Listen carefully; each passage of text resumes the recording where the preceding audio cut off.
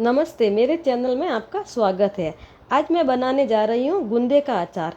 गर्मी का मौसम आ गया है और बाज़ार में गूंदे भी मिलने शुरू हो गए हैं, तो आप ये रेसिपी बनाने की ज़रूर ट्राई कीजिए। मैं अचार बनाना शुरू कर रही हूँ, तो इसके लिए मैंने लिए है पौना किलो गूंदे। गूंदा खरीदते वक्त हमें ध्यान रखना है कि बड़े बड़े लेने और एकदम हरे और ताज़े देख के लेने हैं। और मैंने पानी में गूंदों को अच्छे से धो लिए हैं। अब मैं उबलते हुए पानी में गूंदों को डाल दूंगी और उसे 2 उबाल आने तक बॉईल करूंगी। ज़्यादा हमको बॉईल नहीं करना, नहीं तो गूंदे गल जाएंगे। मैंने करीबन 5 से 7 मिनट तक इसे उबाला है। अब मेरे 5 से 7 मिनट हो गए हैं, गूंदे उबल के रेडी हैं। अब मैं एक कोई भी जाली या छालनी लेके और उसमें गूंदे को छान कर ले लूँगी। अब मैंने गूंदों से सारा पानी निकाल दिया है। अब मैं 15-20 मिनट के लिए गूंदों को ऐसे ही छोड़ दूंगी ताकि गूंदे का पानी सूख जाए। गूंदों को 15-20 मिनट से ज़्यादा सूखने नहीं देना है, नहीं तो फिर इसकी जो बीज होती है उसको निकालने में दिक्कत होती है। अब हमारे गूंदे सूख गए हैं। अब हम बीज निकाल देंगे। पहले जो इसकी टोपी है ये निकाल के एक साइड में कर देंगे। अब हम टोपी निकालते टाइम गूंदों को भी चेक करते जाएंगे। अगर इसमें कोई काले और ख़राब गूंदे हैं तो उसको भी हम साइड में करते जाएंगे, नहीं तो हमारे अचार ख़राब होने का चांस रहता है।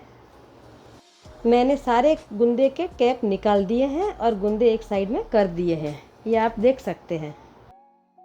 अब हम इसके बीज निकालने के लिए हल्का सा प्रेस करके, और मैंने हाथ से ही निकाले, आप चाहो तो एक चम्मच की सहायता या चाकू की सहायता से भी निकाल सकते हैं।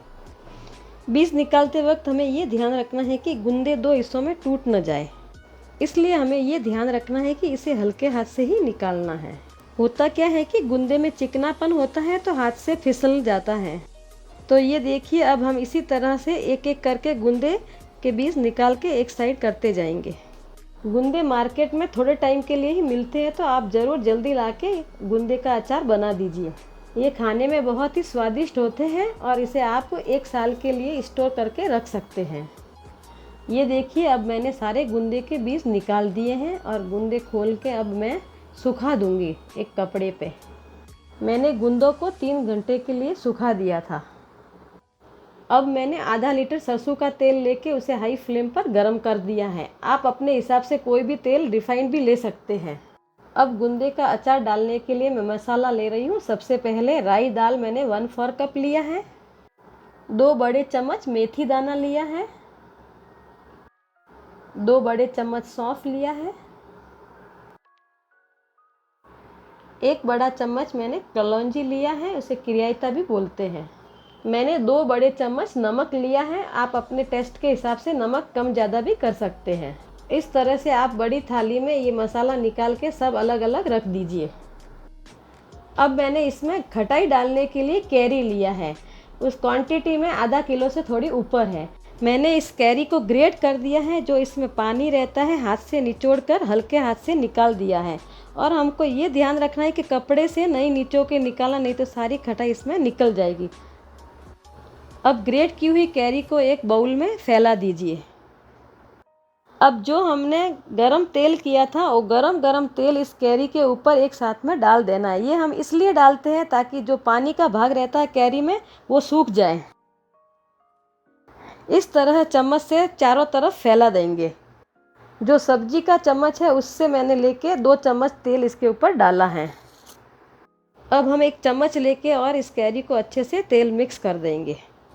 ये ध्यान रखने की बात है कि तेल, उकलता हुआ तेल ही इसके ऊपर डालना है। अगर थोड़ा भी ठंडा डाला तो इसमें पानी का असर रहेगा और आपके दूसरा दिन ही अचार खराब हो जाएगा।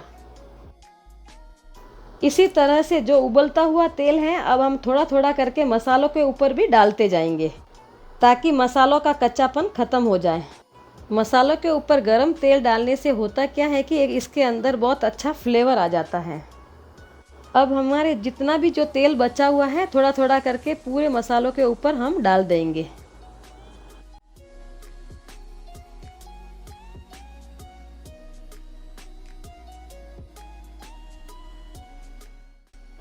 तेल डालने के बाद अब हम मसालों को ठंडा होने देंगे और इसके बाद सारे मसालों को मिक्स कर देंगे।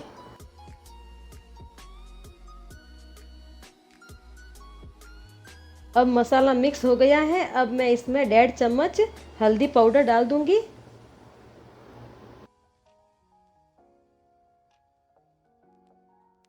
अब मैं मसाले को अच्छे से मिक्स कर दूंगी।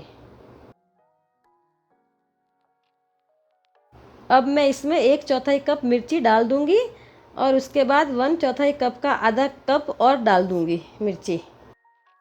अब मैं सारे मसालों को और मिर्ची को अच्छे से मिक्स कर दूंगी।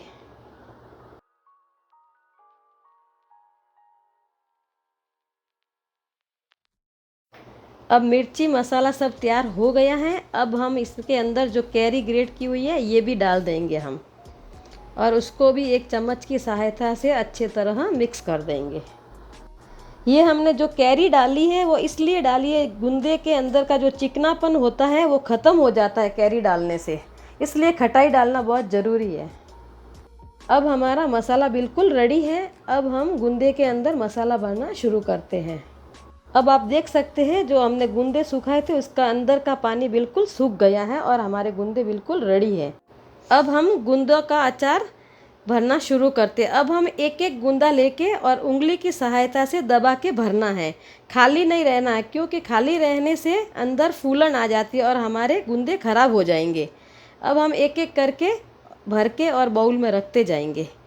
इस तरह से सारे गुंदे हम भर लेंगे।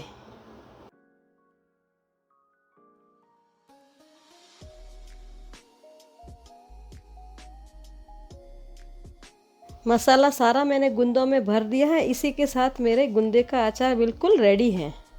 अब हम इस गुंदों को एक रात के लिए ऐसे ही छोड़ देंगे और दूसरे दिन इसमें क्या करना है कि तेल गरम करके ठंडा करके और एक बोतल में गुंदों को डाल के उसके ऊपर तक गुंदे जितने डूब जाए इतना तेल हमको डालना है। गुंदों को एक रात से ज़्यादा इस बाउल में नहीं रखना है, नहीं तो ये खराब हो जाएंगे और इसमें फूलन आ जाएगी। और एक बात का ध्यान रखना है कि गुंदों में तेल ऊपर तक होना चाहिए, अगर एक भी बाहर हुआ तो आपका पूरा गुंदे का अचार खराब हो जाएगा। अब आप देख सकते हैं कि मैंने कांच की बोतल में गुंदों के अंदर कितना अच्छा तेल भर दिया एकदम ऊपर तक। आप भी ऐसे करोगे तो आपके सालों तक अचार खराब नहीं होगा। अगर आपको गुंदे के अचार की रेसिपी पसंद आई हो तो लाइक, शेयर, सब्सक्राइब करना मत भूलिए और कमेंट करके बताइए कि ये रेसिपी आपको कैसी लगी। और इस मुश्किल समय में आप अपने परिवार का और अपना ज़रूर ध्यान रखें।